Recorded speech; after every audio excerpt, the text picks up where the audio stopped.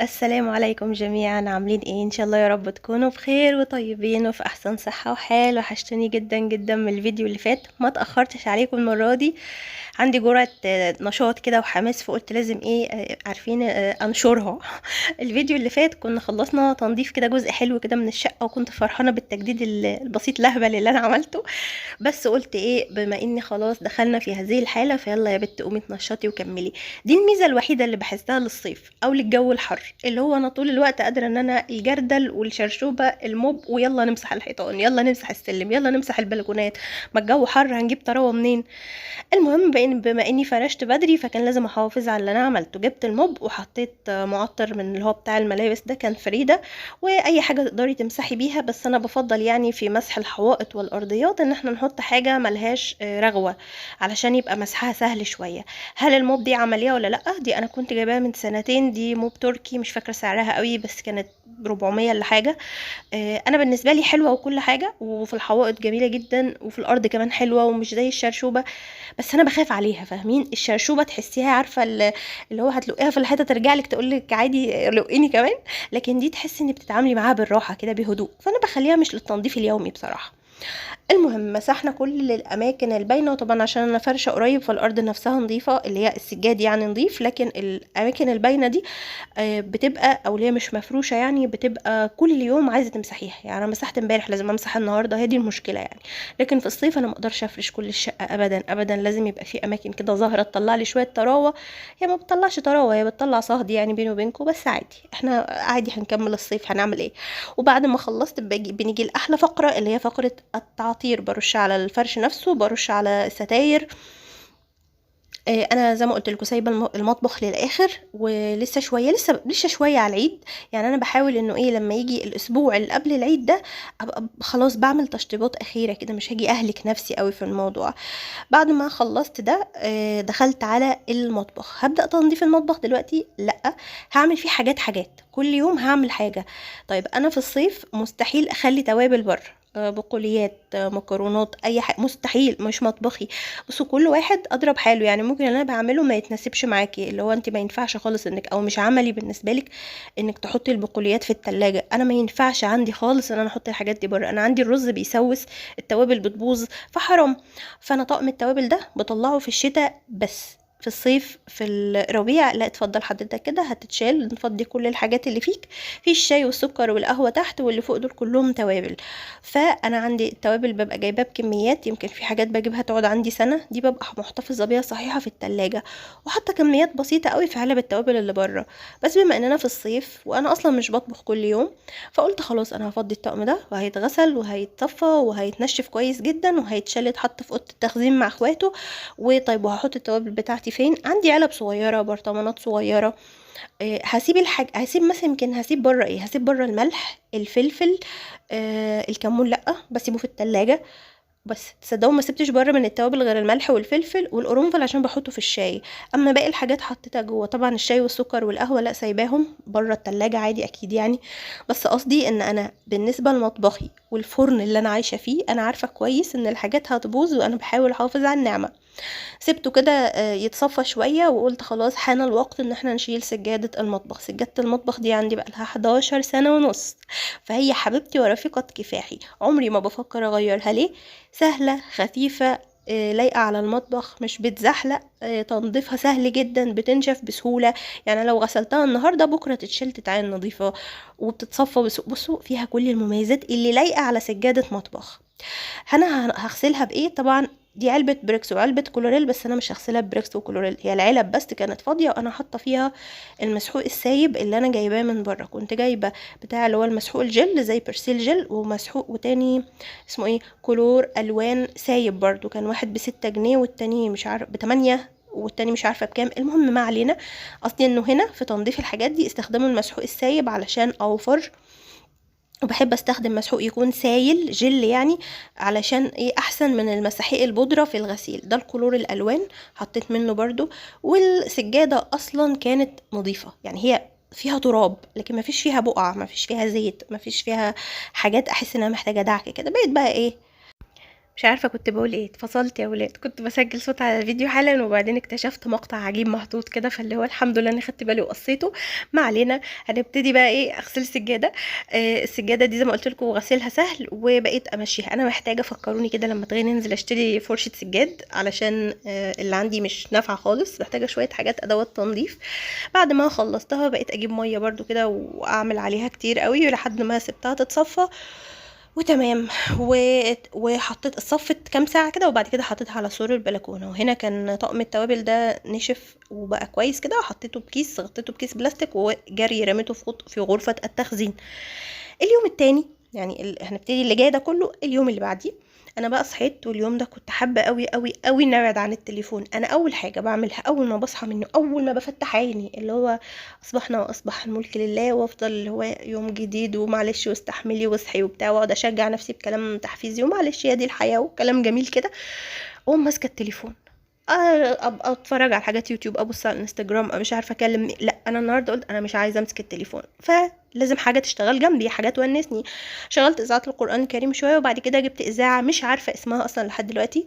بس كان فيها بقى برامج قاعدين بيتكلموا عن الحاجات الاكل الصحي، برامج. بعد شويه لقيت برامج تعليميه، دراسات لسته ابتدائي، اتفرجت عليه برضه، قصدي سمعته، والله ما فاكره سته ابتدائي ولا تالته اعدادي حاجه كده. المهم يعني الراديو لطيف وكان عامل لي حس في المطبخ. وقعدت كتبت في النوتة بتاعتي الحاجات اللي انا عايزة اعملها، وكمان عملت لي كوباية نعناع علشان اشربها. في الصيف بدأت او في الحر بدأت اقل شوية من المشروبات، بس بشرب نعناع وينسون وشاي اخضر. انما بقى الجنزبيل والقرفة يعني غصب عني مش قادرة استحملهم بصراحة. هنا كانت السجادة طبعا ايه، انا نشرها من امبارح، فكانت يعتبر نشفت خلاص، وقلبتها الناحية التانية وسبتها شوية وبعد كده خدتها لفتها رول كده ويلا بينا على غرفة التخزين. قلت هلفها في ايه، كنت سايبة الكيس البلاستيك اللي انا كنت جايبة فيه السجادة الجديدة اللي انا جبتها للصالون. فقلت ايه، طبعا انتوا شايفين انا كل حاجه مغطياها، يعني الحاجات محطوطه في العلب وفي الاكياس وفي الاكياس اللي هي بتبقى بسوسته دي. ومع ذلك برضو بقوم عندي قماشات قديمه كده، بقوم مغطيه بيها السجاد، مغطيه بيها الحاجه بحيث احافظ على حاجه من التراب للموسم القادم. ده السجاده حطيتها في الكيس البلاستيك بتاع السجاده اللي انا كنت جايباها للصالون. الحاجات دي بحب احتفظ بيها، بتنفع. وهشوف لها مكان برضو تتحط فيه وبس كده.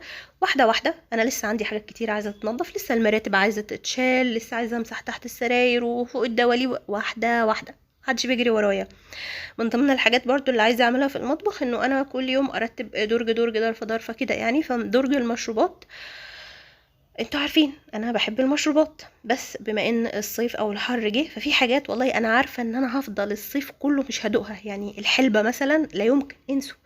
الحلبة، الجنزبيل، القرفة، دي مشروب كده كمميل على أعشاب، كانت عشان الكحة برضو مش هشربها، بس طبعا مش هنرميها. فالحل ان انا هتحطها في اكياس تلاجة، اربطها كويس جدا وتحط في علبة او في كيس وتحط في درج التلاجة.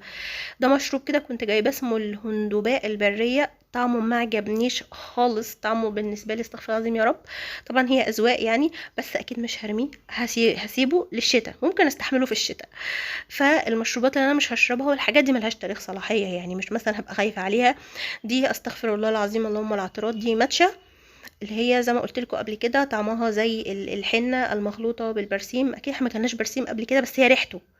يعني ما اعرفش، انا قررت ان انا مش هبقى زي البلوجرز. كل البلوجرز اللي بتفرج عليهم والناس على الانستجرام يصحوا يشربوا ماتشا وماتشا لاتيه وماتشا مش حاولت اجربها بكل الطرق، مفيش بيني وبينها عمار، بس برضو مش هرميها، هشربها كنوع من انواع جلد الذات والعقاب لحد ما تخلص.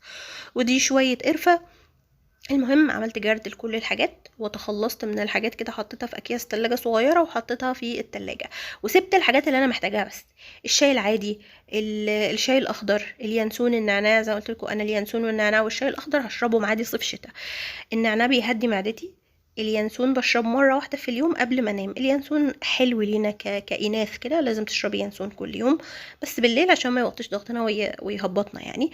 ودي اخر واحده متبقاه من الصمغ العربي، اللي مش عارفه انا هشتريه تاني ولا لا، يعني مشاعري ناحيته مش واضحه. فبس طبعا الدرج لسه في مكانه ولسه في حاجات هتفضى، اللي هيفضى كمان ويخلص هتخلص منه. قعدت اريح شويه ومش عارفه هتغدى ايه، فربنا بعت بعت لنا الفرج. كان احنا عندنا فرح، فكانوا باعتين وجبات للبيت يعني، فحماتي جابت لي. بس حطيت البتاع اللي هو التاني ده، مش عارفه كان كاسترد تقريبا، حطيته في التلاجة. والاكل اتغديت بنصه لان كانت الوجبه كبيره عليا.